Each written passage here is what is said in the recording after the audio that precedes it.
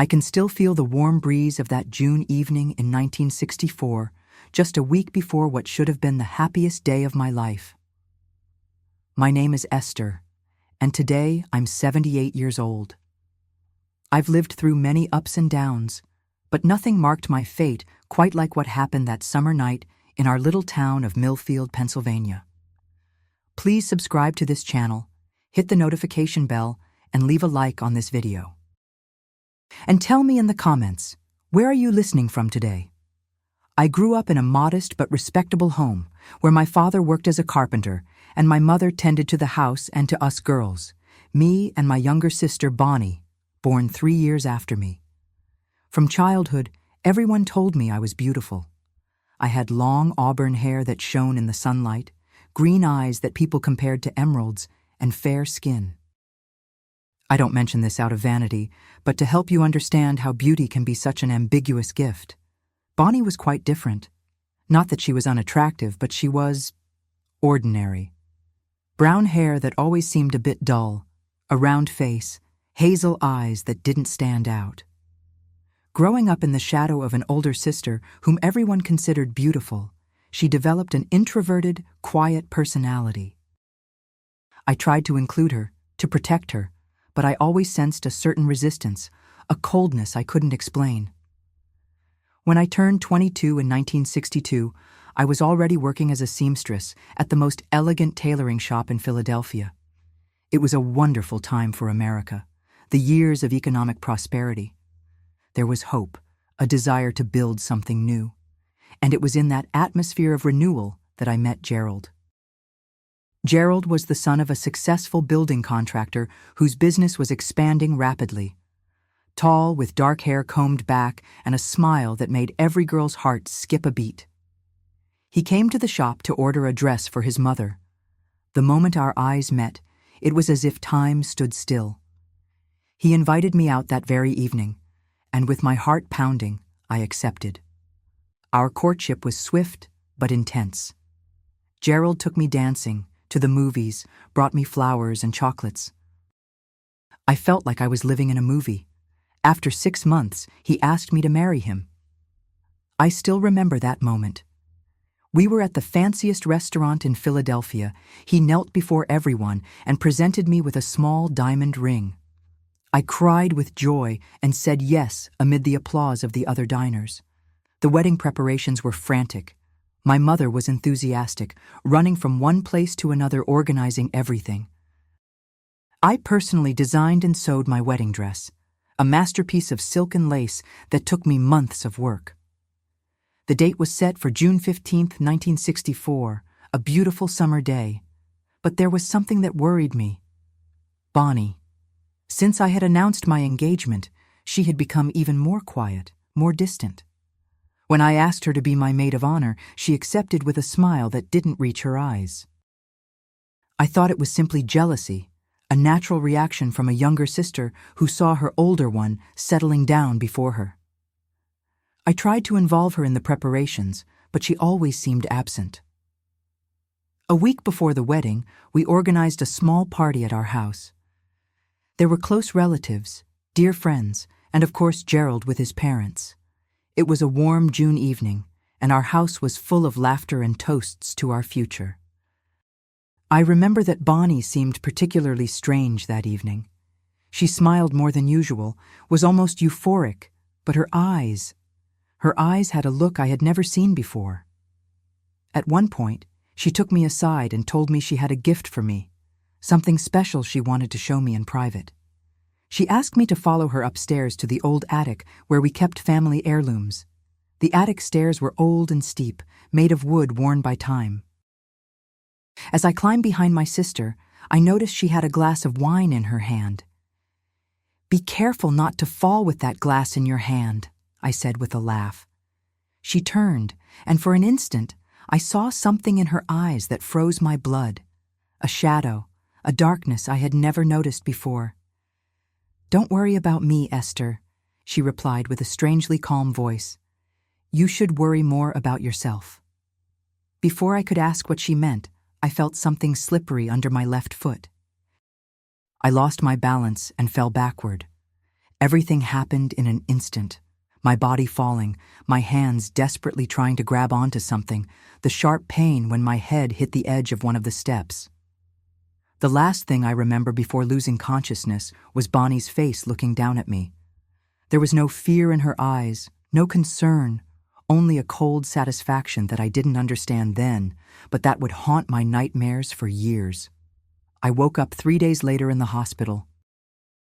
The first thing I noticed was the searing pain in my head and my left leg. Then slowly I became aware of the bandages covering half of my face. When I raised my hand to touch them, my mother, sitting next to the bed, stopped me. "Don't touch, Esther," she said in a trembling voice. "You need to let it heal." "What happened to me?" I asked, my voice barely a whisper. "You fell down the attic stairs," my mother replied, avoiding my gaze. "You were injured, severely." It was only when the doctor entered the room that I understood the severity of the situation. I had hit my head against the edge of a step, which had caused a deep laceration from my right eyebrow to my cheek. The doctors had done their best, but they warned me that a noticeable scar would remain. Additionally, in the fall, I had suffered a complex fracture in my left leg, which, despite surgical intervention, would leave me with a slight, permanent limp. "And the wedding?" I asked, although in my heart I already knew the answer. My mother burst into tears and left the room. It was my father who told me the truth, with his usual frankness. The wedding had been postponed indefinitely. In the days that followed, I waited for Gerald to visit. I waited for him to tell me it didn't matter, that he loved me anyway, that a scar and a slight limp wouldn't change anything. But he didn't come. He sent flowers, cards probably written by his secretary, but he didn't show up. And Bonnie?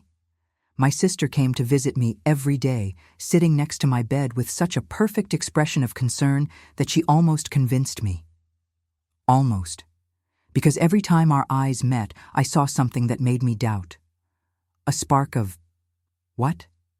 Satisfaction? Triumph? "It was a terrible accident," she would repeat, squeezing my hand. "But you'll recover, you'll see. And if Gerald truly loves you, he'll wait." But Gerald didn't wait. 2 weeks after the accident, while I was still in the hospital, I received a letter. A letter that would forever change the course of my life. "Dear Esther," it began with a formality that broke my heart. "What happened is a tragedy for both of us.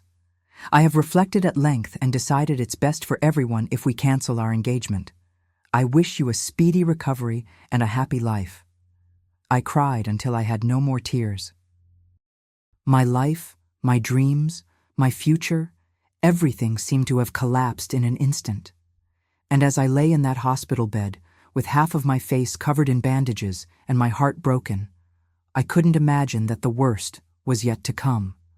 Because 3 months later, fully healed but with a prominent scar crossing my face and a leg that made me limp with every step, I received an invitation. An elegant cream-colored invitation with gold edges. An invitation to Gerald's wedding, to my sister Bonnie. And it was then that I began to suspect that what had happened to me hadn't been an accident at all. When I received that wedding invitation, I felt the blood freeze in my veins. I couldn't believe that Gerald, the man I had loved with all my heart, the man who had promised me eternal love, was about to marry my sister. But even more incredible was that Bonnie, my own sister, could have betrayed me like this. I wondered when their relationship had begun. Before my accident? After? And how could they have fallen in love in such a short time?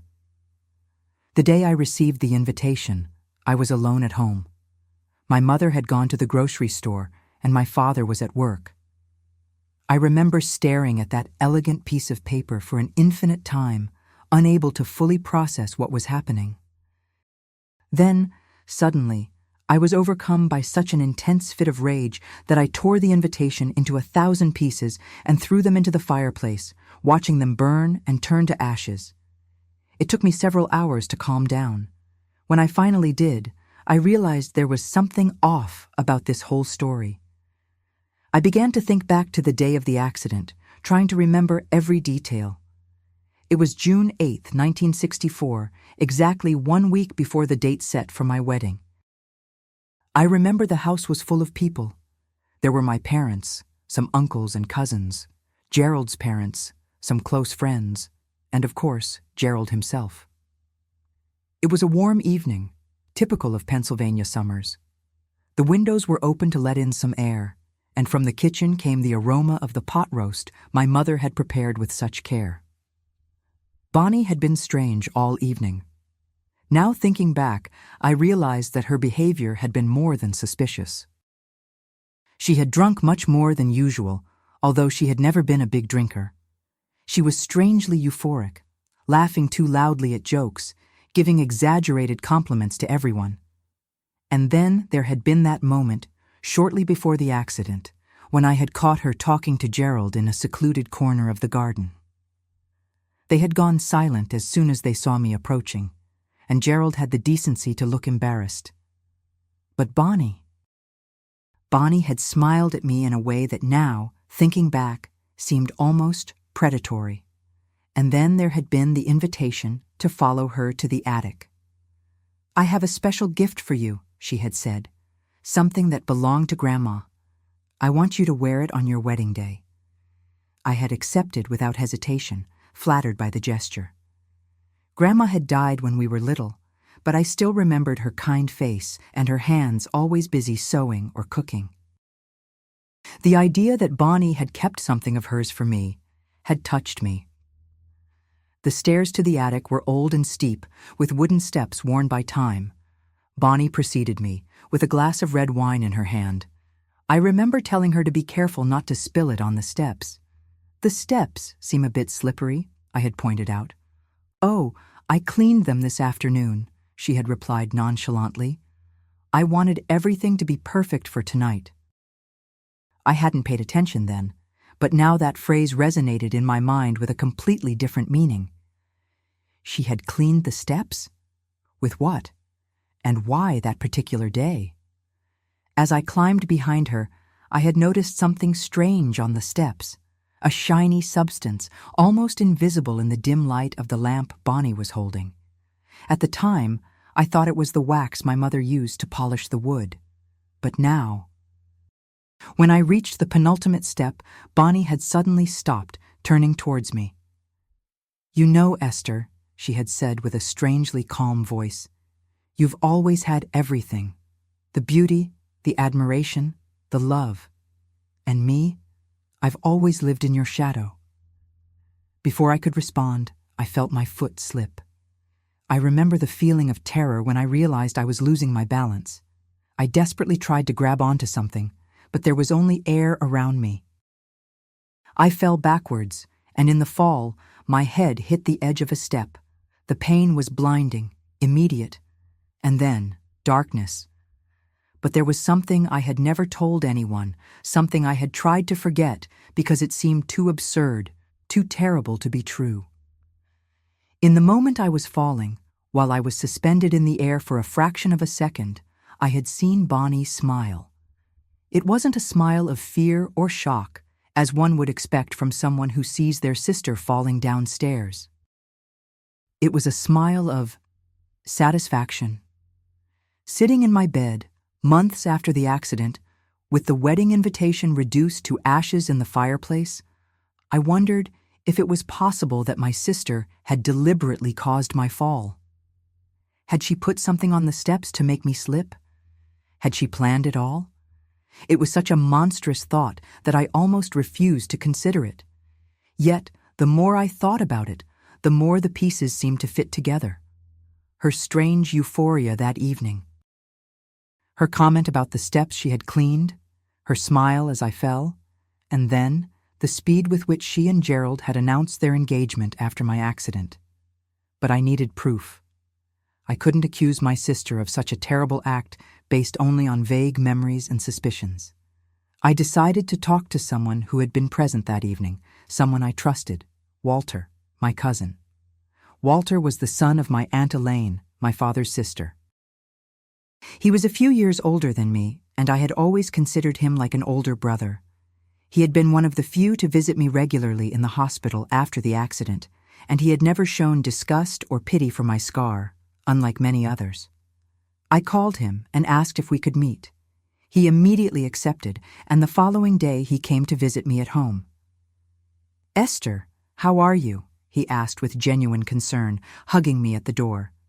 "I'm trying to move on," I replied, leading him into the small living room. I offered him coffee, which he accepted, and while I prepared it, I tried to find the right words to express my suspicions without seeming like a paranoid madwoman. "Walter," I began, after serving the coffee, "I need to ask you something important. It's about the night of the accident." He looked at me with curiosity. "Of course, tell me." "You were there, right? Do you remember how Bonnie was behaving that evening?" Walter reflected for a moment, sipping his coffee. "Yes, I was there. And yes, now that you mention it, Bonnie seemed a bit strange, much more lively than usual. I thought it was excitement for your wedding, or maybe she had drunk a bit too much. Did you see her talking to Gerald?" A shadow passed over Walter's face. He put down the cup carefully, as if buying time. "Yes," he finally admitted. "I saw them talking in the garden. They seemed intimate." I felt a knot in my stomach. "Intimate? In what way?" Walter sighed. "I don't know, Esther. I don't want to fuel unfounded suspicions. But there was something in the way they looked at each other, as if they shared a secret." "And after the accident? Did you notice anything strange in Bonnie's behavior?" "To tell the truth, yes," he replied after a moment of hesitation. "While everyone was in panic, she seemed calm, too calm. And then there was that strange thing with the steps." My heart accelerated. "What? What strange thing with the steps?" "After they took you away in the ambulance, I went up to the attic to see where you had fallen. The steps seemed greasy, as if someone had poured oil or something like that on them. I pointed it out to your father, but he was so upset that he didn't pay attention. He said it was probably the wax your mother used to polish the wood." I felt my breath fail. Here was the confirmation I was looking for. Someone had deliberately made those steps slippery. And who, if not Bonnie, who had invited me to the attic with an excuse? "There's another thing," Walter continued, lowering his voice as if he feared being heard. "A few days after the accident, I heard Bonnie and Gerald talking at the hospital when they thought they were alone. Gerald seemed angry, saying something like, 'This isn't what we agreed on.' And she replied, 'It went better than we had hoped.'" I felt a chill run down my spine. "What do you think that meant?" Walter shook his head. "I don't know, Esther. I don't want to think that your sister... But the coincidences are too many, don't you think?" Yes, the coincidences were too many, and now I had a witness who confirmed my suspicions. But what could I do? Publicly accuse my sister of trying to kill me? Who would believe me? I had a scar that disfigured my face and a leg that made me limp. I was the shadow of the beautiful Esther of old. And Bonnie? Bonnie was about to marry the most eligible man in town, the man who had been promised to me. "Thank you, Walter," I finally said. "You've helped me more than you can imagine." After he left, I sat for hours, reflecting on what to do. The anger I felt was so intense that I feared it might completely consume me, but I knew I couldn't act impulsively. I needed a plan. I decided that the first thing to do was to talk to Gerald. I wanted to look him in the eye and ask him if he knew what Bonnie had done. I wanted to know if he had been an accomplice or simply a victim of my sister's manipulation. The following day, I went to the construction company owned by Gerald's family. I knew he usually worked late, and I hoped to find him alone in his office. The receptionist recognized me immediately and seemed embarrassed to see me. "Miss Esther," she said, avoiding looking at my scar, "can I help you?" "I need to speak with Gerald," I replied firmly. "It's urgent." I'm sorry, but Mr. Gerald is very busy today and— It's a matter of life and death, I interrupted her. Tell him that Esther has discovered the truth about the accident. The receptionist seemed alarmed, but nodded and picked up the phone. After a brief exchange, she put down the receiver. Mr. Gerald will receive you in 5 minutes. You can wait here. Those 5 minutes seemed like an eternity. When I was finally led into his office, I was surprised at how much Gerald seemed to have changed. He was pale, with dark circles under his eyes, and his usual elegance seemed to have given way to a disheveled, tired appearance. "Esther," he said, rising from the desk to greet me. "What a surprise." "Really?" I replied coldly. "You shouldn't be surprised. After all, I'm just coming to congratulate you on your upcoming marriage to my sister." Gerald at least had the decency to look embarrassed. "Esther, I'm sorry, I didn't mean to hurt you. Things are complicated."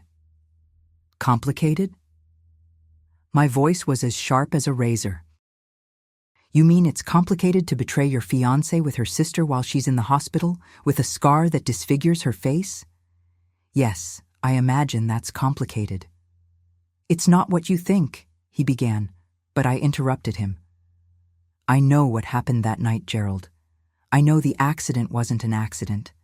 I know Bonnie put something on the steps to make me fall. What I don't know is if you were an accomplice or simply an unwitting spectator." Gerald's face paled even more. He dropped into his chair as if his legs could no longer support him. "What are you talking about?" he asked, but his voice trembled slightly. "Walter saw the steps after the accident. They were greasy, as if someone had poured oil on them. And he heard you tell Bonnie, 'This isn't what we agreed on.' What had you agreed on, Gerald? To get rid of me so you could be with my sister? But maybe things went a bit too far, right?" Gerald passed a hand over his face, suddenly seeming aged by 10 years. "I had no idea she would do such a thing," he murmured. "I swear to you, Esther. Yes, Bonnie and I. There was something between us. It started shortly before our engagement. I felt trapped. I didn't know how to tell you I had fallen in love with your sister. But I would never, never have wanted you to get hurt." "Then what had you agreed on?" I insisted. Gerald hesitated, then sighed deeply. "We had decided that I would break off the engagement after your birthday.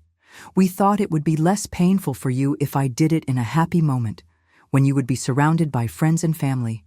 But then there was the accident, and everything changed." "And you never wondered if the accident was really an accident?"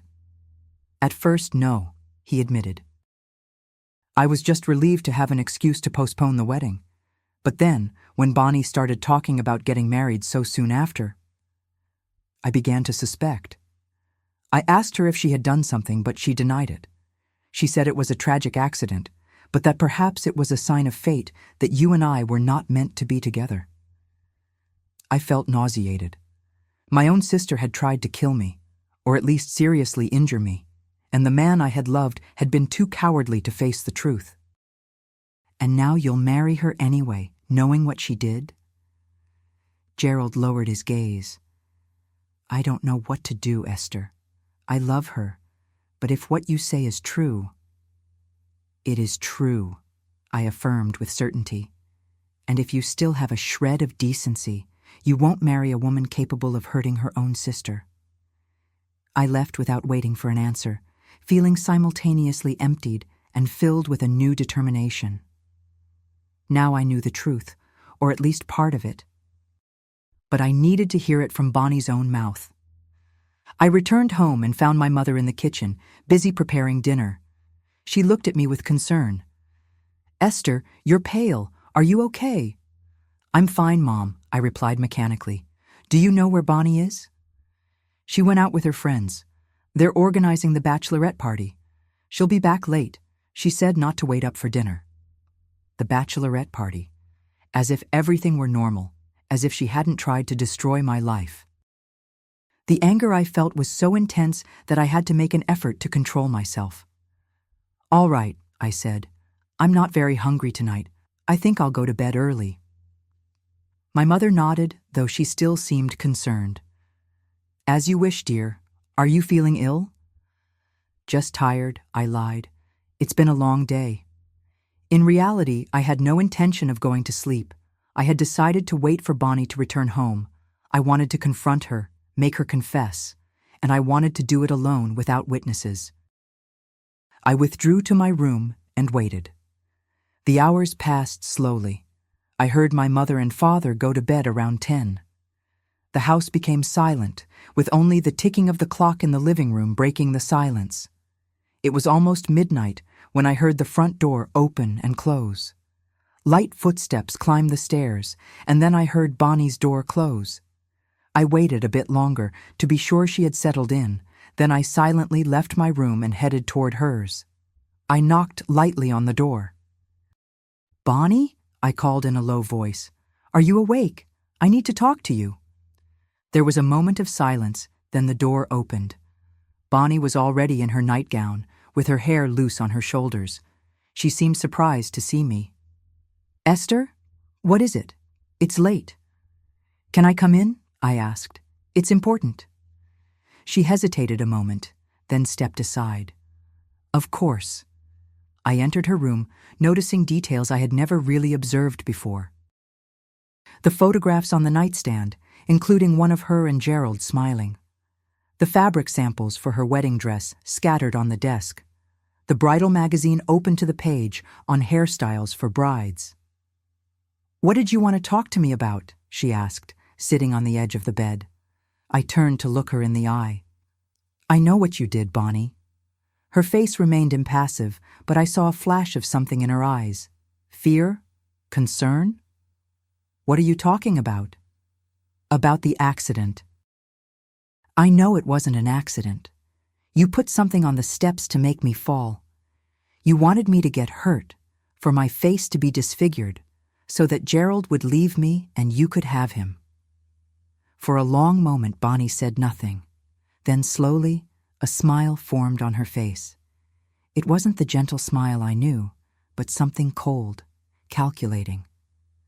"And if that were the case," she finally said, "what would you do? Who would believe you?"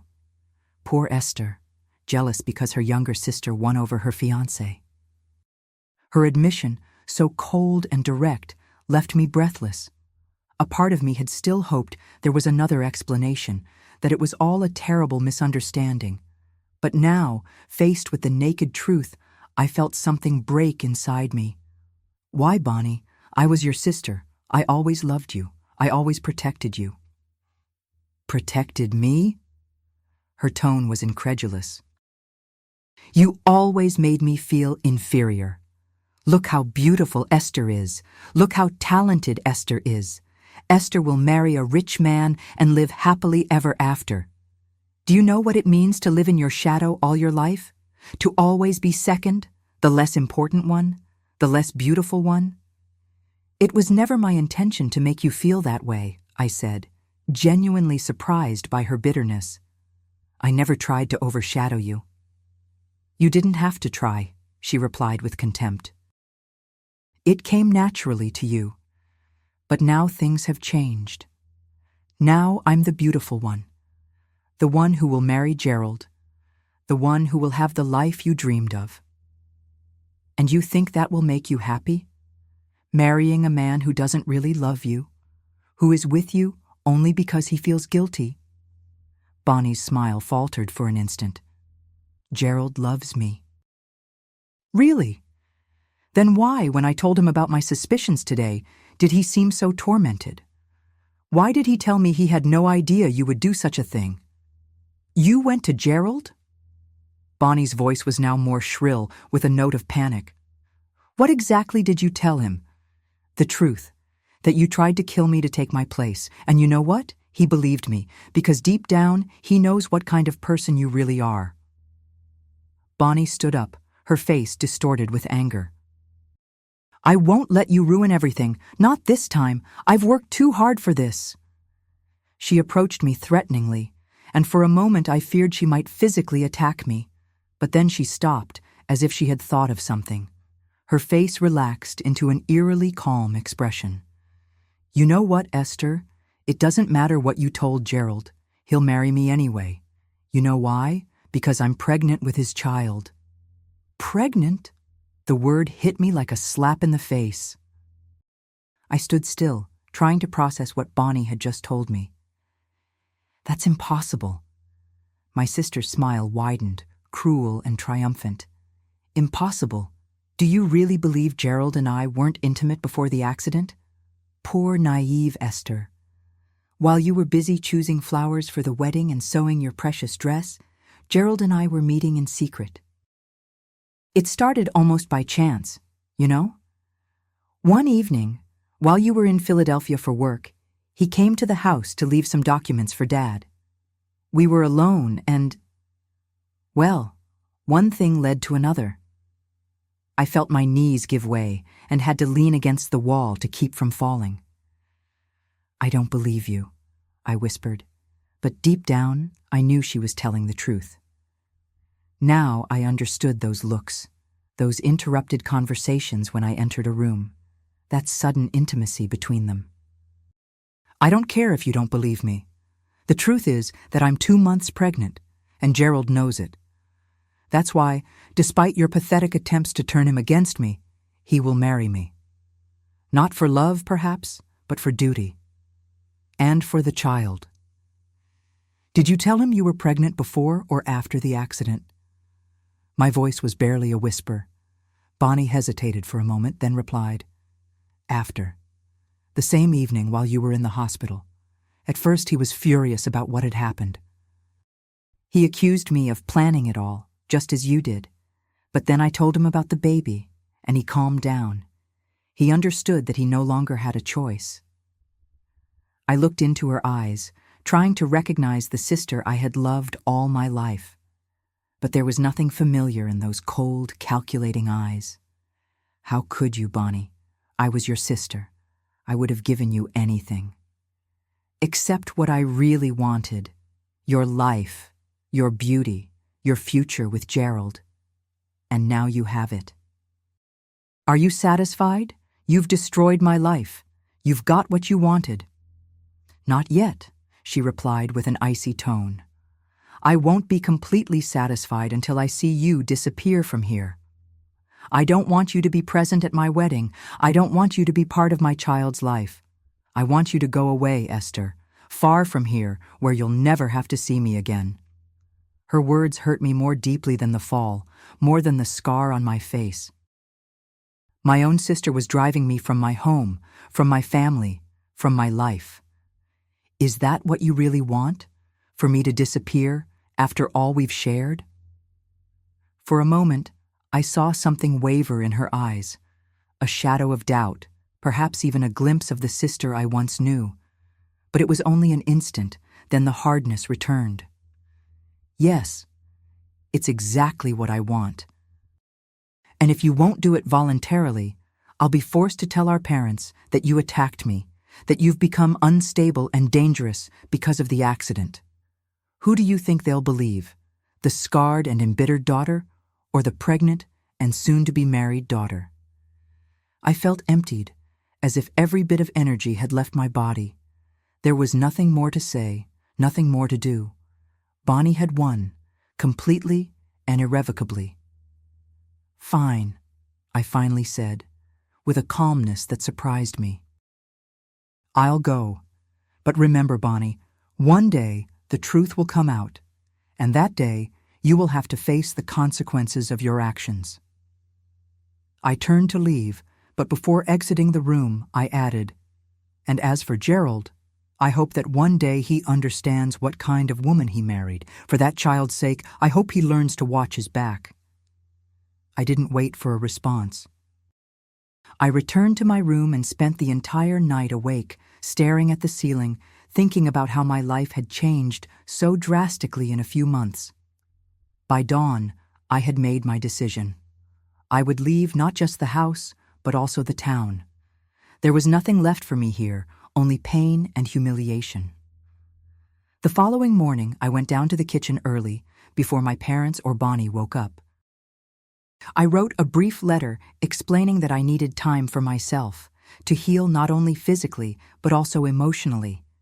I said I would go to Boston, where an old friend from the tailor shop had offered me a job. It wasn't a complete lie. Nancy, the designer I had worked with in Philadelphia, had moved to Boston the previous year and had indeed invited me to join her if I ever wanted a change of scenery. I didn't mention anything about Bonnie or what I had discovered. There was no point in hurting my parents more than they already were.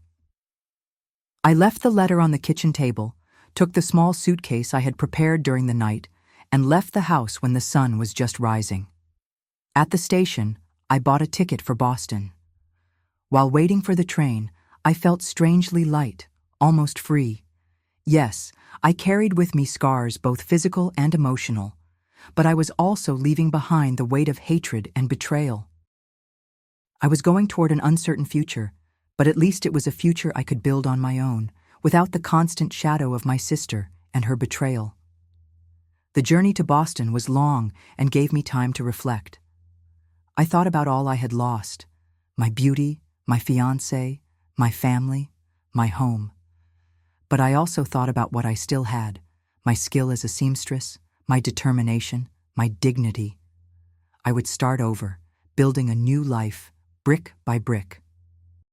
Nancy welcomed me warmly when I arrived at her small atelier in downtown Boston. She didn't ask questions about the scar or my sudden appearance, and for this I was grateful. She offered me not only a job, but also a small apartment above the atelier where I could stay until I found a more permanent arrangement. "You're one of the best seamstresses I've ever known, Esther," she told me. "Here in Boston, there's always a need for talent. You'll see, you'll be able to rebuild your life." And so I began my new life in Boston. I worked hard during the day, sewing custom dresses for the ladies of Boston high society. My scar frightened some clients at first, but the quality of my work spoke for itself, and soon I had a small but loyal clientele. The nights were harder. Alone in my small apartment, memories would come back to haunt me. I saw Gerald's face, heard Bonnie's laugh, revisited my mother's expression when she looked at me with barely concealed pity. Sometimes I cried until dawn. Other times I stayed awake planning elaborate revenges that I knew I would never carry out. I hadn't contacted my parents, but I had received a few letters from my mother. She told me about life in town, the small news, but carefully avoided mentioning Bonnie or the upcoming wedding. In one of the letters, she only mentioned that "your sister is well and the wedding has been set for October." I didn't reply. It was in September, almost 3 months after my departure, that I received an unexpected visit. I was closing the atelier when I saw a familiar figure across the street. At first I thought I was having a hallucination, but then the figure crossed the street and stopped in front of me. "Gerald," I said, surprised and immediately defensive. "What are you doing in Boston?" He looked older than I remembered, with lines of worry marking his once carefree face. "I had to see you, Esther." "I had to talk to you." I hesitated. Part of me wanted to send him away, tell him we had nothing more to say to each other, but another part, the one still searching for answers, was curious.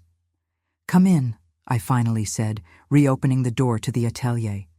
"But I don't have much time." I led him to the small office in the back, where Nancy and I kept the account books and designs for new dresses. I gestured for him to sit down, while I remained standing, maintaining a safe distance between us. "I'm about to marry your sister," he began directly. "I know. My mother wrote to me about it." "Congratulations," I replied coldly. "It's not what I want, Esther. I never wanted this." Yet here you are, a month away from the wedding, and with a baby on the way, from what I've heard. Gerald lowered his gaze. "Yes, Bonnie is pregnant, almost 4 months now. That's why I have to marry her, for the child." "Very noble of you," I commented sarcastically. "But I doubt you came all the way to Boston just to tell me this." "No, I came to tell you the truth, the whole truth. I owe you that much. I leaned against the desk, crossing my arms. I'm listening. Gerald took a deep breath. Bonnie and we started seeing each other about 6 months before our engagement. At first it was just a physical attraction, nothing serious.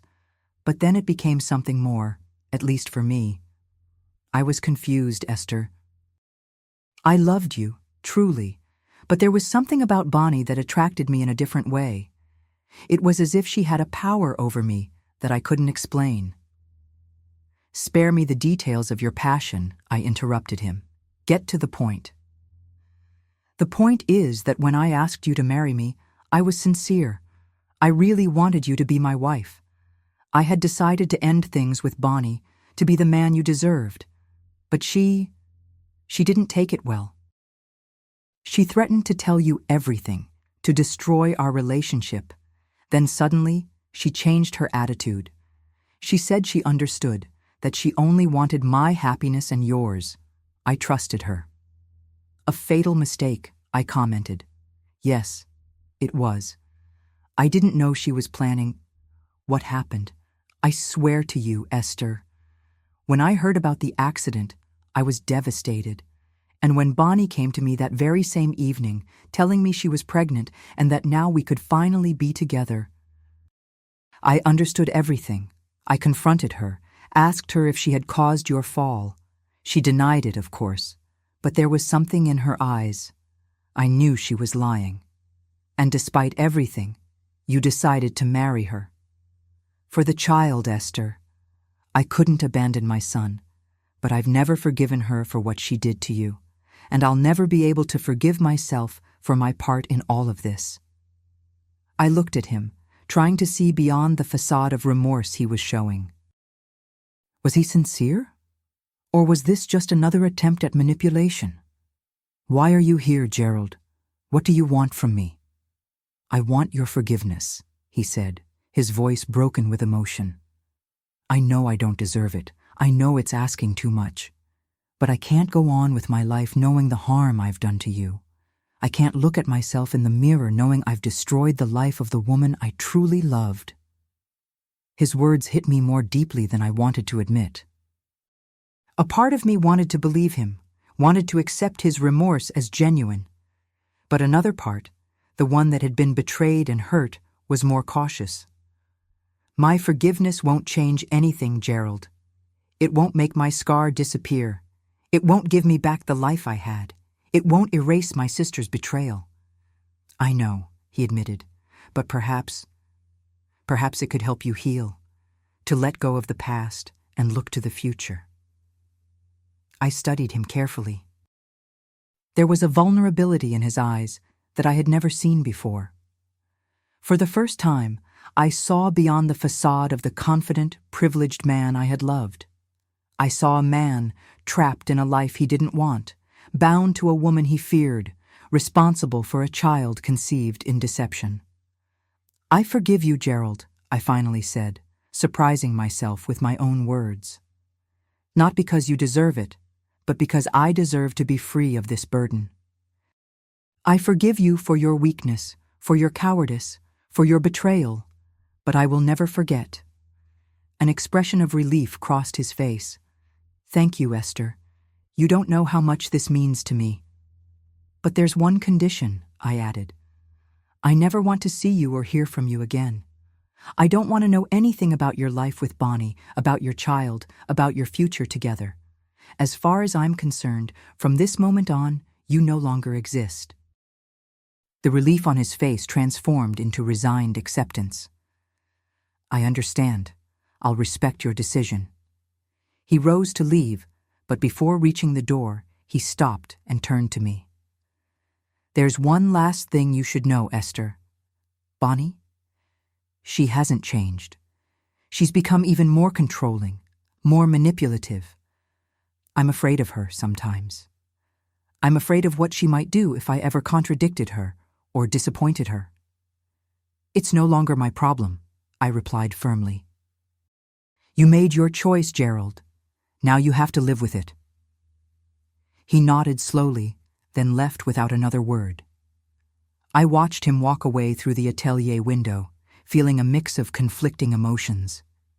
There was a strange sense of closure, as if a chapter of my life had finally concluded. But there was also a sense of unease, a premonition that the story between me, Gerald, and Bonnie wasn't entirely over yet. That evening, sitting in my small apartment, I thought back to Gerald's visit and everything he had told me. For the first time in months, I didn't cry. Instead, I felt a new determination growing inside me. I had forgiven Gerald not for him, but for myself. It was the first step toward healing, toward rebuilding my life. I decided it was time to respond to my mother's letter. I wrote her a long letter, telling her about my new life in Boston, my work at the atelier, the small daily joys I was rediscovering. I didn't mention Gerald or his visit, nor did I make any reference to Bonnie or the upcoming wedding. Instead, I told her I was doing well, that I was healing, and that one day, when I felt ready, I would return to visit her. The weeks passed, and October arrived. I knew that Bonnie and Gerald's wedding must be imminent, but I tried not to think about it. I focused on my work, on new projects that Nancy and I were developing for the winter collection. It was Nancy who gave me the news, one morning in late October. She entered the atelier with a worried expression on her face. "Esther, there's a letter for you, from your hometown." I took the envelope she was holding out, immediately recognizing my mother's handwriting. With a sense of apprehension, I opened it and began to read. The letter was brief, written in a shaky handwriting. My mother informed me that Bonnie and Gerald's wedding had been canceled at the last minute. Gerald had left town without explanation, disappearing the night before the ceremony. Bonnie was devastated, wouldn't leave the house, refused to see anyone. Gerald's parents were furious and threatening legal action. "It's terrible," commented Nancy, who had evidently read the expression on my face. "Has something happened to your family?" "No," I replied slowly. "Not exactly. It's just complicated." Nancy nodded, respecting my privacy. "If you need to talk about it, I'm here." "Thank you, Nancy, but I'm fine, really." And strangely, it was true. I felt neither joy nor pain for what had happened, only a sort of detached acceptance. Gerald had finally found the courage to do what he should have done months ago, but it was too late for all of us. That evening, I wrote a brief response to my mother, expressing my regret for the situation and asking her to take care of Bonnie in this difficult time. I didn't mention that I knew about the baby, nor did I make any comment on Gerald's disappearance. Some secrets were better left as they were. In the months that followed, I received other letters from my mother. She told me that Bonnie had given birth to a baby boy, whom she had named Scott. There was no mention of Gerald, and I didn't ask. My mother also wrote that Bonnie had changed after giving birth, becoming calmer, more reflective, as if motherhood had somehow softened her. A year after my departure, I decided it was time to make a brief visit home. Not for Bonnie, but for my parents, whom I missed terribly, and perhaps somehow also for myself, to prove to myself that I was strong enough to face the past. I arrived in town on a June afternoon. The station was the same, the old stone building with the clock that always showed the wrong time. But I was different. I was no longer the naive young woman who had left with a broken heart and a wounded soul. I was a stronger, wiser woman, with a life and an identity that I had built on my own. My father was waiting for me at the station, his face lit up with a smile when he saw me. He hugged me tightly, whispering how much he had missed me. On the way home, he told me about the small news of the town, the neighbors, his work, carefully avoiding mentioning Bonnie or the baby. When we arrived home, my mother was at the door, tears in her eyes. She hugged me as if she never wanted to let me go. "You're even more beautiful than I remembered," she said, caressing my face, scar included. I entered the house with a mix of nostalgia and apprehension. Everything seemed the same, yet different, as if the familiar objects belonged to a life that was no longer mine. and then I saw her. Bonnie was sitting in the living room with a baby of about 6 months in her arms. She was pale, thinner than I remembered, with dark circles under her eyes, but there was something different about her, a sort of desperate calm that I had never seen before. "Esther," she said, her voice barely audible, "you're back." I approached slowly, looking first at her, then at the baby. He had Gerald's eyes, dark and intense, and he was staring at me with curiosity. "Yes, I'm back. For a short visit." A tense silence fell between us. There were so many unsaid things, so many secrets and lies and betrayals weighing in the air. "This is Scott," Bonnie finally said, lifting the baby slightly. "Your nephew."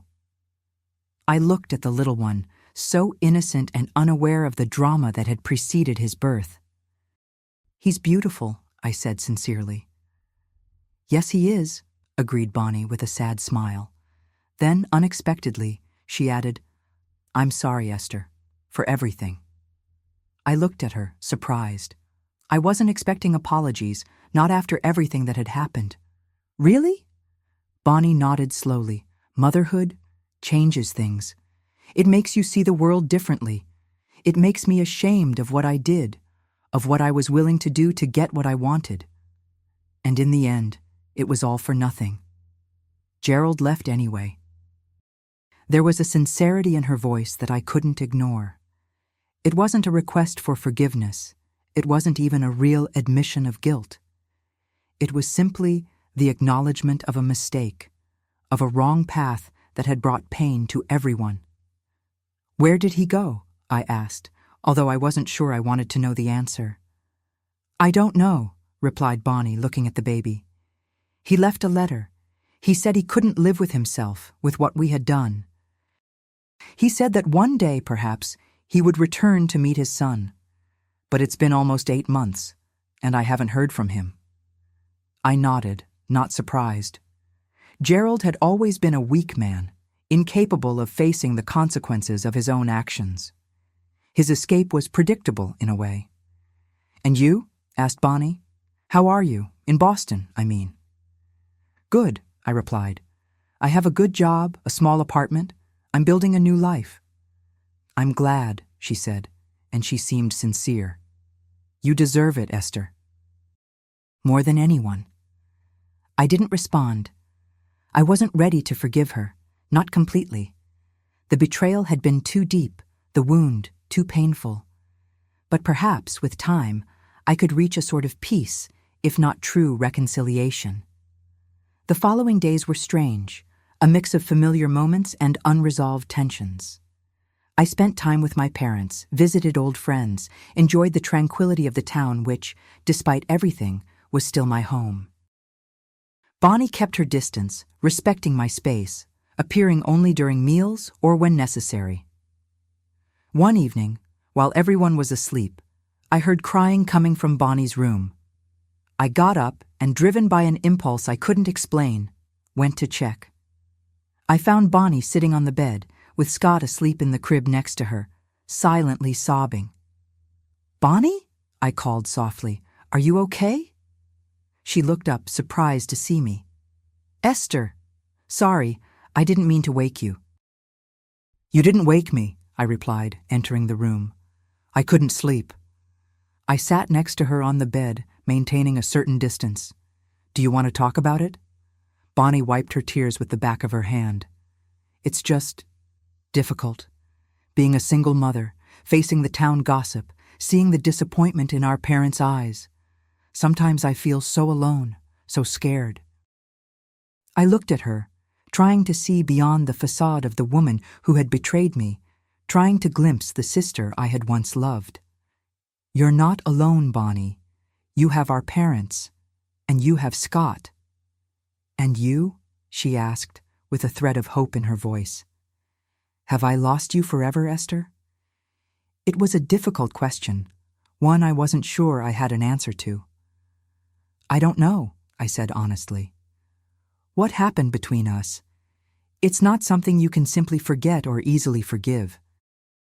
You tried to destroy me, Bonnie. You almost destroyed yourself in the process." "I know," she admitted, lowering her gaze. "And there's not a day I don't regret what I did. The envy, the jealousy, they consumed me from within. They made me blind to everything except my desire to have what you had. And in the end, what did I get? A man who didn't really love me, a marriage that never happened, and a life that seems more like a punishment than a reward." There was a raw truth in her words, an awareness that I couldn't ignore. Perhaps this was the first step toward a true reconciliation, the honest recognition of one's mistakes without excuses or justifications. "Time heals many wounds, Bonnie," I finally said. "Perhaps one day we can find a way to be sisters again, not like before, but in a new way, more aware." A small smile appeared on her face. "I hope so, Esther. I really do." That night, returning to my room, I realized that something had changed inside me. I hadn't completely forgiven Bonnie, not yet, but I had glimpsed the possibility of a future in which the past would no longer dominate our lives, in which we could perhaps coexist, if not as the affectionate sisters we once were, at least as two women who had learned from their painful experiences. The following day, my last of the visit, I made a decision. I called Nancy in Boston and asked her if it would be possible for me to work from home for some projects, returning to Boston only when necessary. It was an idea I had been considering for a while, but the conversation with Bonnie had given me the final push. "Of course," replied Nancy. "You're my best seamstress, Esther. We can arrange it however you prefer." When I shared my decision with my parents, they were overjoyed. Even Bonnie seemed surprised but relieved. "I'm not doing it for you," I told her clearly. "I'm doing it for me, for our parents, and perhaps a bit for Scott, who is innocent in all of this. But it will take time, Bonnie. It will take time before I can trust you again, before we can have a normal relationship." "I understand," she replied, "and I accept whatever terms you want to impose. I'm just grateful that you're willing to try." So at the end of my visit, I didn't return permanently to Boston. Instead, I began to divide my time between the city and my hometown, between my new independent life and my family. It wasn't a perfect solution, but it was a compromise that allowed me to maintain what I had built while trying to mend what had been broken. And Gerald? He never returned. Years later, we heard he had moved to California, that he had started a new life far from the memories and responsibilities he had abandoned in Pennsylvania. He never tried to contact Bonnie or to meet his son. Perhaps it was his way of punishing himself, or perhaps it was simply another act of cowardice. We'll never know. As for me and Bonnie, our relationship never returned to what it was before. How could it? But with time, we learned to coexist, to find a new balance. We were no longer the inseparable sisters of our childhood, but neither were we the bitter enemies we had become. We were two women who had gone through fire and come out changed, but not destroyed. And in a way, this was the greatest victory of all. The years passed, slowly but inexorably. I had grown accustomed to this new life, dividing my time between Boston and my hometown, between my work as a seamstress at Nancy's atelier and occasional visits to my family. I no longer lived in my parents' house, but had rented a small apartment near the center of town, far enough to maintain my independence, but close enough to regularly see my mother and father, who were beginning to feel the weight of their years. It was 1971, 7 years after the accident that had changed the course of my life. I was now 31 years old, and despite the scar on my face and the slight limp, I had built a dignified and, at times, even happy life. Nancy's atelier had become one of the most renowned in Boston, and I was recognized as one of her best seamstresses. I had also begun designing my own patterns, which were appreciated for their understated elegance and impeccable craftsmanship. Bonnie and I had reached a sort of fragile truce. We weren't friends, but neither were we enemies. We spoke politely when we met, mainly for the sake of our parents and Scott, who was now 6 years old and a lively, intelligent boy. I had developed a genuine affection for my nephew, who was innocent of his parents' actions. Scott, with his dark eyes so similar to Gerald's, called me Aunt Esther and always greeted me with enthusiastic hugs when I returned to town. Bonnie worked as a clerk in the town grocery store and raised Scott alone. Gerald had never returned, nor had he ever tried to contact his son. Every now and then, rumors circulated about him. Someone said he had married in California, others that he sold cars in Los Angeles, still others that he had returned to Pennsylvania but lived under a false name in some northern city. No one really knew what had happened to him, and to be honest, I no longer cared. It was in that year, during one of my visits to town, that something rekindled the old suspicions I had tried to bury deep in my mind. It was a Sunday in October, one of those autumn days when the air is crisp but the sun still warm. I had taken Scott to play in the park while Bonnie had stayed home with our mother, who wasn't feeling well. Scott ran happily among the fallen leaves, gathering them and throwing them into the air with shouts of joy. It was then that I saw Walter, an old friend of Gerald's. He was sitting on a bench across the park, smoking a cigarette and watching the children play. I hadn't seen him in years, but I recognized him immediately. He also seemed to recognize me, because he visibly stiffened when our eyes met. For a moment, I thought he would leave to avoid me. Instead, after a hesitation, he stood up and approached slowly. "Esther," he said, with a nod of his head, "it's been a long time." "Walter," I replied coldly. I had nothing personally against him, but his friendship with Gerald made him, in my eyes, part of a past I preferred to forget. "Is that your son?" he asked, pointing to Scott playing nearby. "No, he's my nephew, Bonnie's son." Walter nodded slowly, as if absorbing the information. "He has Gerald's eyes," he commented after a moment. "Yes," I replied simply. There was no need to say more. There was a long, awkward silence. Then Walter spoke again, in a low, hesitant voice. "You know, I always thought there was something strange about what happened. The accident, I mean." My heart suddenly accelerated. "What do you mean?" Walter looked around, as if to make sure no one could hear us. "A few days before the accident, Gerald confided in me that he was thinking of canceling the engagement. He said he felt confused, that he wasn't sure of his feelings. He mentioned Bonnie, but vaguely. Then, after the accident, it was as if he had completely changed his mind. Suddenly, he was determined to marry Bonnie, despite everything. It didn't make sense.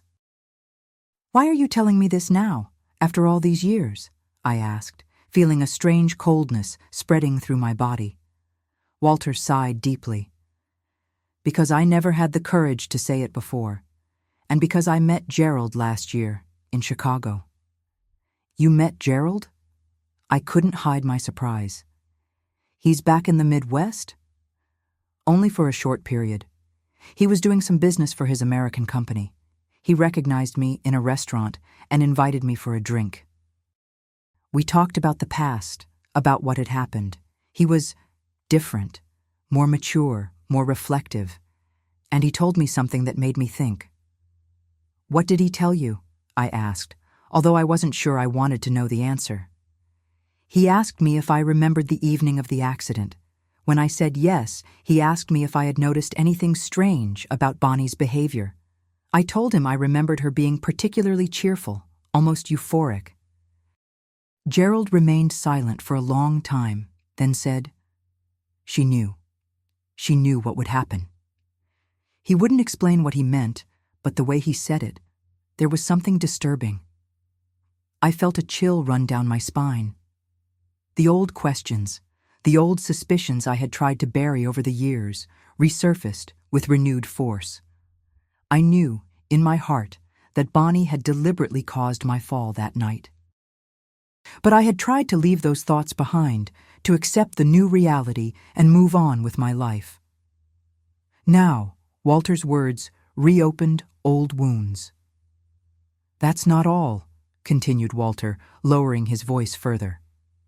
"Gerald also told me that, shortly before fleeing the night before the wedding, He had found something in Bonnie's closet, a bottle of floor oil, still half full, hidden behind some shoe boxes. He said that when he saw it, everything became clear to him. That's why he fled, because he finally understood what had really happened that night. I felt my breath fail. A bottle of floor oil.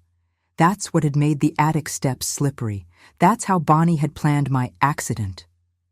Why didn't he ever report her? I asked, trying to maintain my composure, despite the turmoil of emotions I felt inside. Walter shook his head. I think he felt partly responsible. After all, his relationship with Bonnie had created the conditions for everything that followed. And there was the child to consider. He didn't want his son to grow up knowing that his mother had tried to harm her sister. Scott called my name at that moment, running towards us with his hands full of colorful leaves. Aunt Esther, look! I found the most beautiful leaves in the park. I forced a smile onto my face, trying to hide the disturbance I felt. They're beautiful, Scott. Why don't you put them all together and we'll make a bouquet to take home? While Scott enthusiastically returned to his leaf collection, I turned to Walter. Thank you for telling me. I don't know yet what I'll do with this information, but thank you. Walter nodded solemnly. I'm sorry I didn't do it sooner, and I'm sorry for everything you've been through, Esther. You didn't deserve it. After Walter left, I remained seated on the bench, watching Scott play, my mind in turmoil. Walter's words had confirmed what, deep down, I had always known. The accident that had changed my life had not been an accident, but a deliberate act of cruelty by my sister. That evening, after bringing Scott home, I couldn't look Bonnie in the eye. Every time I saw her, I imagined her hands pouring oil on the attic steps, her satisfied smile as she watched me fall. The anger I felt was so intense that I feared I wouldn't be able to control it. I returned to my apartment earlier than planned, telling my parents I had a headache. In reality, I needed to be alone, to think about what I had discovered and what to do with it. I spent the entire night awake, sitting by the window, looking at the stars and thinking back to everything that had happened in the last 7 years. My life had changed irrevocably that June evening. I had lost not only my beauty and my fiancé, but also my innocence, my trust, my ability to believe in the goodness of others. The scar on my face was just the visible sign of a much deeper wound. Yet, despite everything, I had survived. I had rebuilt my life, piece by piece. I had found a new purpose, a new identity that didn't depend on my beauty or a man's love. I had become stronger, more resilient, more aware. And Bonnie? What had become of her? The jealous, manipulative girl who had orchestrated my fall seemed to have disappeared, replaced by a lonely, tired woman who raised her son alone and worked hard to make ends meet. She had obtained what she wanted, Gerald, only to lose him right after. She had paid a high price for her actions. But was it enough? Did she deserve my forgiveness? Could I really leave behind what she had done now that I had confirmation of what I had always suspected? The next morning, I made a decision. I would confront Bonnie, tell her what I knew, ask her to confess. Not for revenge, not for punishment, but for the truth. After all these years, I deserved at least that. I waited until Scott went to school and our parents went out to do the shopping. Then I went to the store where Bonnie worked. It was a small grocery store in the square, frequented mainly by the elderly and housewives. When I entered, Bonnie was arranging some products on the shelves. She turned at the sound of the bell over the door and visibly stiffened when she saw me. Perhaps it was my look, or perhaps it was simply the fact that I rarely came to visit her at work, but she immediately seemed defensive. "Esther," she said, with a tense smile, "what a surprise. Were you looking for something in particular?" "Yes," I replied, approaching. "The truth." Her smile faltered. "I don't understand." "I talked to Walter yesterday. He told me he met Gerald last year in Chicago." The color disappeared from Bonnie's face. "Oh?" Gerald told him about a bottle of floor oil he found in your closet the night before he fled. The same oil you used on the attic steps to make me fall. Bonnie leaned against the shelf, as if her legs could no longer support her.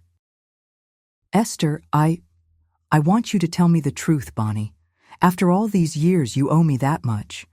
Did you deliberately cause my fall that night? Did you try to hurt me to take Gerald for yourself? The store was empty, except for the two of us and the owner who was dozing behind the counter. Bonnie looked nervously in that direction, then back at me. Not here, she whispered. We can't talk about this here. Where then? Come home tonight after Scott has gone to bed. I'll tell you everything. I looked into her eyes, trying to understand if she was just trying to buy time or if she was sincere. There was fear in her eyes, but also resignation, as if she knew this moment would come sooner or later. All right, I finally agreed. Tonight. That day was interminable. I spent the hours walking around town, thinking about everything I would say to Bonnie, imagining her responses, emotionally preparing myself for the confession I hoped to obtain. When evening finally came, I went to my parents' house. My mother seemed surprised to see me, but happy. Esther, how nice. Did you come for dinner? No, Mom. I came to talk to Bonnie. She told me to come by after Scott would be in bed. My mother seemed confused but didn't ask questions. Scott is already in bed, and your father is watching television. Bonnie is in the kitchen, preparing lunch for tomorrow. I headed to the kitchen, where I found Bonnie kneading some dough. She looked up when I entered, and her hands stopped. You came, she said, her voice barely audible. I told you I would. She dried her hands on a dish towel, then gestured toward the back door. Let's go to the garden. I don't want our parents to hear us. I followed her into the small garden behind the house. The night was cool, but not cold, with a surprisingly clear sky full of stars. We sat on the old wooden bench, maintaining a certain distance between us. Well, I said, after a long silence. I'm waiting for the truth, Bonnie. Bonnie took a deep breath, then spoke in a firm but low voice. Yes, it was me. I poured oil on the attic steps that night, knowing I would invite you there. I wanted you to fall, to get hurt. Not enough to kill you, but enough to disfigure me, I completed for her. To make me less attractive in Gerald's eyes? She nodded slowly, unable to look me in the eye. Yes, I was so consumed by jealousy, by envy. You had everything. Beauty, Gerald's love, everyone's admiration. And me? I was just the younger sister, the insignificant one, the one no one noticed. When Gerald started paying attention to me, I felt for the first time that I was worth something. But I knew he would never leave you for me, not as long as you were. Perfect. Her words hit me like slaps. Even though I had always suspected the truth, hearing her confess was different. It was real, tangible, incontrovertible. So you decided to destroy my life, I said, feeling anger rise inside me. You decided that your happiness was worth more than mine. I was young and stupid and consumed by envy, she replied, with tears in her eyes. I didn't realize what I was doing, the consequences my actions would have, not only on you, but also on me, on Gerald, on all of us. And now? Now that 7 years have passed, now that you have a son growing up without a father, now that your life is so different from what you dreamed. Was it worth it, Bonnie? For the first time, she looked me directly in the eyes. No, she said simply. It wasn't worth it. Not a day goes by that I don't regret what I did, not only for the consequences it had on my life, but for the harm I did to you, the person I should have loved and protected more than anyone else. I looked at her, trying to see beyond the mask of remorse she was showing. Was she sincere? Or was this just another manipulation? Why did you never confess before? I asked. Why did you maintain this lie for all these years? At first, it was out of fear.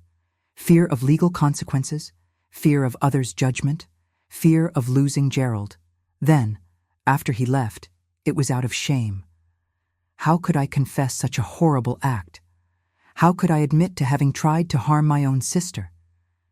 And then, there was Scott. I didn't want him to grow up knowing that his mother was a monster. And what do you want me to do now with this confession, Bonnie? Forgive you? Forget? She slowly shook her head. I'm not asking you to forgive me, Esther. I know I don't deserve it. I'm asking only for understanding. Not for me, but for Scott. He's an innocent child. He's not to blame for his parents' actions. If you want to punish me, if you want to report me, I'll understand. But please don't make him suffer. The mention of Scott made me hesitate. It was true. He was innocent of everything. He was a sweet, affectionate child whom I sincerely loved. Could I really destroy his life to get revenge on his mother? I won't report you, Bonnie, I finally said. Not for you, but for Scott, for our parents, for our family. But don't expect me to forget or to forgive you easily. What you did changed the course of my life in ways you can't even imagine. I know, she replied, with tears now flowing freely down her face. And if I could go back, I would change everything. I would give anything to erase that night, to never have committed that terrible act.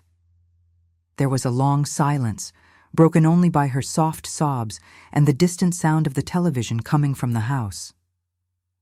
There's one last thing I want to know, I finally said. Gerald, was he an accomplice? Did he know what you intended to do? Bonnie firmly shook her head. No. He had no idea. When he discovered the truth, the night before the wedding, he was devastated. He accused me of being a monster, said he could never live with someone capable of such cruelty. That's why he fled. Not out of cowardice, as everyone thought, but because he couldn't bear to marry the woman who had tried to kill her sister. I nodded slowly, absorbing this new information. In a way, it relieved me to know that Gerald had not been an accomplice.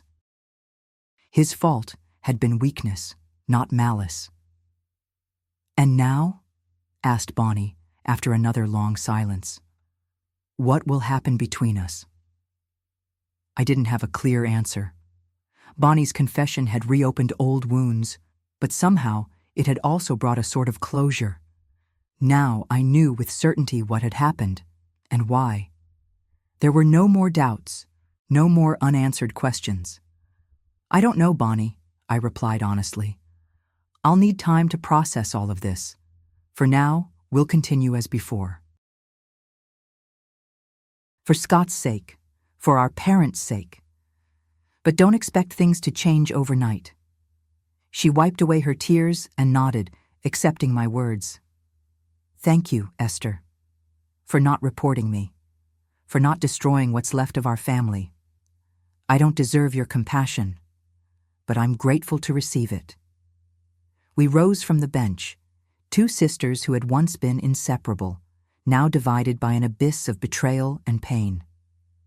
Yet somehow, Bonnie's confession had created a fragile bridge over that abyss. It wasn't reconciliation, it wasn't forgiveness, but it was a beginning.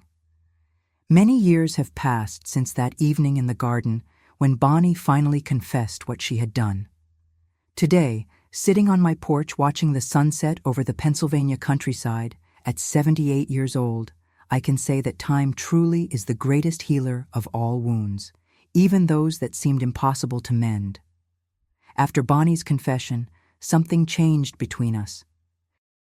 It wasn't immediate, it wasn't easy, but slowly, like a flower blooming in spring, a new kind of relationship began to form. It wasn't the innocent and carefree bond of our childhood, but something more mature, built on the awareness of the pain we had inflicted on each other, and the willingness to move beyond it. Young Scott was the catalyst for this change. His unconditional love for both of us, his joy in seeing us together, his innocence that knew nothing of the sins of the past. All this pushed us to set aside the old wounds, at least on the surface. As the years passed, Scott grew into a thoughtful and intelligent young man.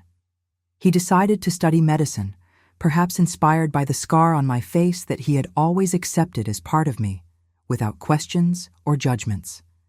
When he asked me, at the age of 18, how I had gotten that scar, I told him only about a fall down the stairs, without mentioning his mother's role. Some secrets, Bonnie and I decided, were better left untold. Gerald never returned permanently to Pennsylvania. We received sporadic news about him through mutual acquaintances. He had indeed settled in California, had married a local woman, and had other children. He never tried to contact Scott, perhaps out of shame, perhaps out of fear of having to face the past. Scott suffered from this absence, but over time he learned to accept it, finding male role models in my father and other men in the community. I continued working as a seamstress, dividing my time between Boston and my hometown. Over the years, my talent was recognized nationally, and I opened my own small atelier, specializing in wedding dresses. There was a certain irony in this choice, considering I had never married, but I found a strange peace in creating beauty for young women on the most important day of their lives. Bonnie remained at the grocery store until retirement, leading a simple and modest life. She never remarried, devoting herself entirely to Scott, and, later, to her grandchildren. As the years passed, the remorse for what she had done seemed to consume her from within, like an invisible but relentless disease. She became quieter, more reflective, as if trying to atone for her sins through a life of service and humility. Our parents aged gently, unaware of the drama that had unfolded between their daughters. My father passed away first, in 1985, followed by my mother 2 years later. It was during our mother's funeral that Bonnie and I truly embraced for the first time in decades, united in grief for our loss and in the awareness that we were now truly alone with only each other. "I'm sorry," she whispered in my ear as we embraced. "I'm sorry for everything." And in that moment, I felt something melt inside me, a knot of bitterness and resentment that I had carried for so long it had become part of me. "I know," I replied simply. It wasn't complete forgiveness, but it was an acknowledgement of her remorse, of her suffering. After our parents' death, Bonnie and I found ourselves spending more time together. Scott had married a sweet girl named Emily and had moved to Philadelphia to work in a major hospital. They came back often to visit us, especially after the birth of their children, but for the most part, it was just the two of us, two elderly sisters bound by a complicated past and a present we were trying to make as serene as possible. It was during one of these quiet periods, on a summer evening very similar to that fateful night in 1964, that Bonnie had her first stroke. I found her in the kitchen, unable to speak, with half of her face paralyzed. The rush to the hospital, the agonizing wait, the frantic calls to Scott. Everything seemed like a nightmare where time had dilated infinitely. When the doctors told us that Bonnie would survive but would need constant care and rehabilitation, I didn't hesitate for even a second. "She'll come to live with me," I said. Scott seemed surprised but relieved. He knew how complicated our relationship was, but perhaps he also sensed that over the years, something had changed between us. And so Bonnie came to live in my apartment. I helped her with the rehabilitation exercises, prepared her meals, accompanied her to medical appointments. At first it was difficult, not so much for the physical burden of the care, but for the emotional weight of the memories that her constant presence awakened. But as the days passed, then the weeks, then the months, we found a new rhythm, a new routine that allowed us to coexist in peace. It was during this period that Bonnie, one evening while we were watching an old movie on television together, took my hand and said, with her voice still slightly slurred due to the stroke, "I don't deserve your kindness, Esther, not after what I did to you." I looked at her, noticing the deep wrinkles on her face, the now completely white hair, the eyes that carried the weight of decades of remorse. I'm not doing it out of kindness, Bonnie, I replied honestly. I'm doing it because you're my sister, and because, despite everything, I love you. Tears began to flow down her face. How can you? How can you love me after everything I did? I sighed, looking for the right words. For a long time I couldn't. I hated you, Bonnie. I hated you with every fiber of my being. But hate is too heavy a burden to carry for a lifetime. It consumes, destroys, poisons. I learned that forgiving doesn't mean forgetting or denying the pain, but choosing not to let that pain define the rest of my life. Have you forgiven me then? She asked, with a timid hope in her voice.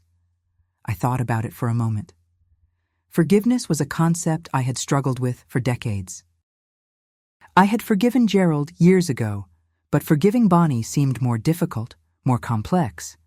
Yet, looking at her now, so fragile and repentant, I felt that forgiveness was no longer an impossible act. Yes, Bonnie, I finally said.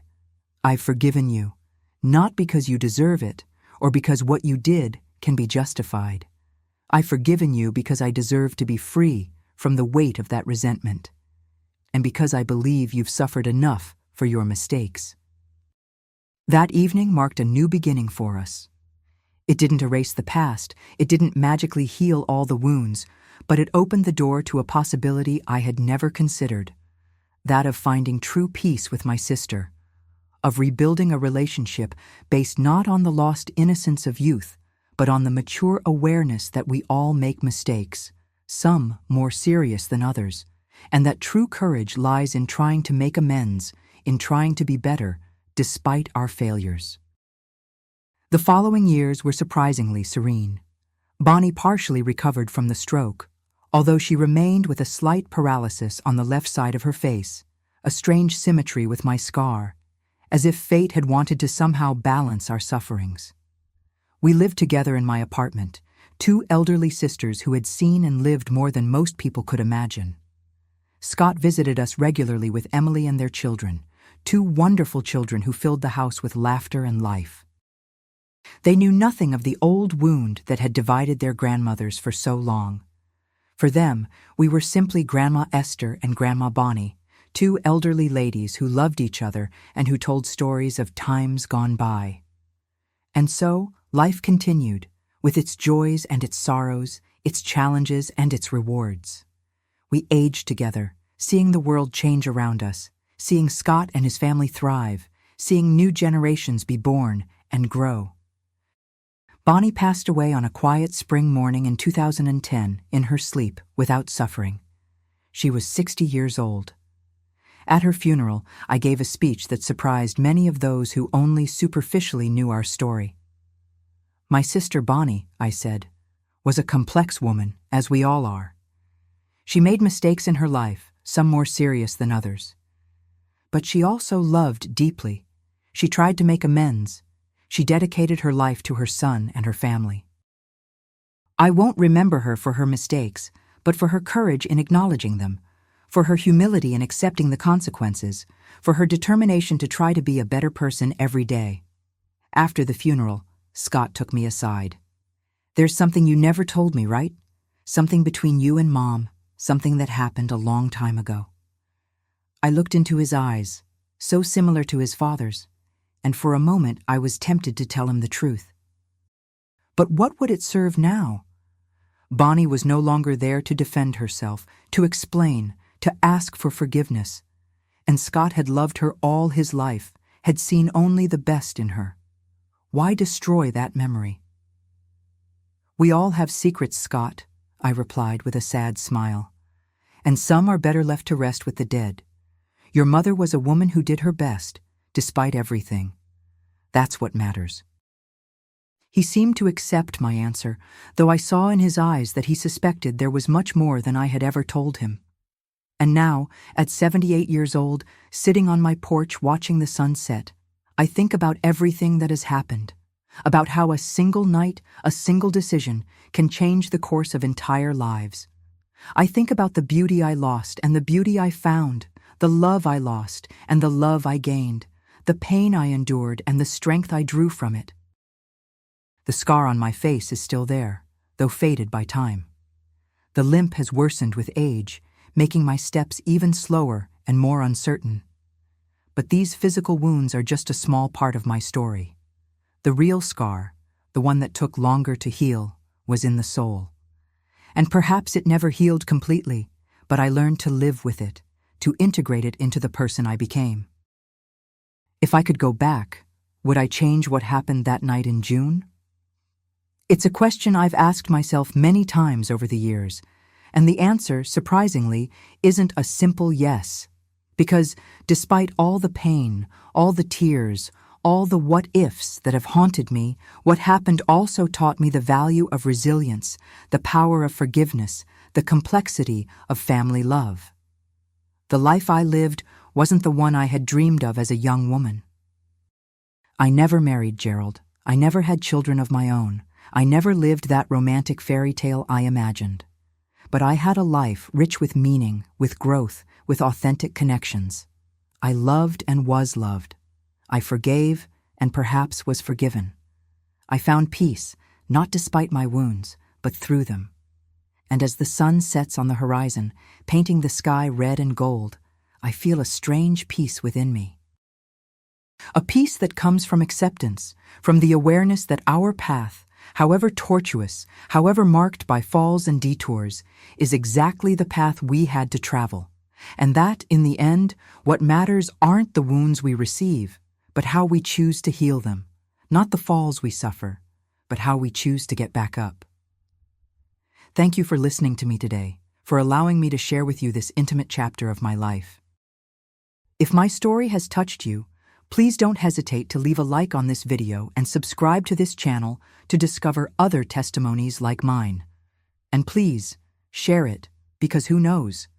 Maybe someone going through a similar trial right now will find the courage to keep searching, to hope, to believe in the impossible.